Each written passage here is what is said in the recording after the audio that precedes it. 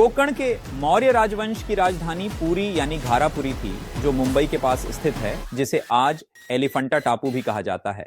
मगध के मौर्य साम्राज्य के पतन के बाद महाराष्ट्र में सातवाहन मराठा राजवंश का उदय हुआ।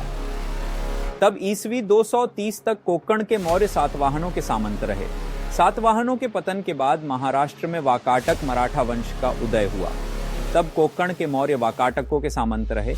चौथी शताब्दी में जब वाकाटक साम्राज्य कमजोर होने लगा, तब चौथी शताब्दी के मध्य से लेकर 6वीं शताब्दी के मध्य तक, यानी लगभग 200 वर्ष कोंकण क्षेत्र पर मौर्य राजवंश ने स्वतंत्र रूप से शासन किया। कोंकण के मौर्य राजवंश के राजाओं की पूरी वंशावली नहीं मिलती और ना ही उनका ज्यादा इतिहास पता हो सका है।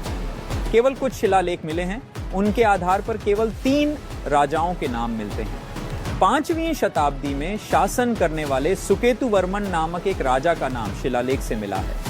सुकेतुवर्मन के शासनकाल के दौरान जारी किया गया यह शिलालेख कोटेश्वर नामक शिव मंदिर के संबंध में है, जिससे हमें यह भी पता चलता है कि कोंकण के मौर्य बौद्ध नहीं तो सनातन वैदिक हिंदू धर्म के ही अनुयायी थे। उसी प्रकार 6ठी शताब्दी में शासन करने वाले चंद्रवर्मन और 7वीं शताब्दी में शासन करने वाले अजीतवर्मन नामक 2 राजाओं के नाम शिलालेख से प्राप्त हुए हैं। ये शिलालेख आधुनिक गोवा क्षेत्र से प्राप्त हुए हैं, यानी इसके आधार पर हम ये मान सकते हैं कि कोंकण का मौर्य साम्राज्य मुंबई से लेकर गोवा तक फैला हुआ था। ईस्वी 535 में बादामी के चालुक्य मराठा वंश का उदय हुआ। इस चालुक्य मराठा वंश के सबसे प्रतापी सम्राट पुलकेशी द्वितीय ने 6ठी शताब्दी के मध्य में शासन किया।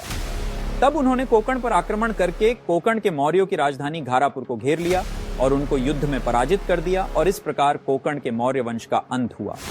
इसकी जानकारी हमें चालुक्य मराठा सम्राट पुलकेशिन द्वितीय के ऐहोल अभिलेख से मिलती है।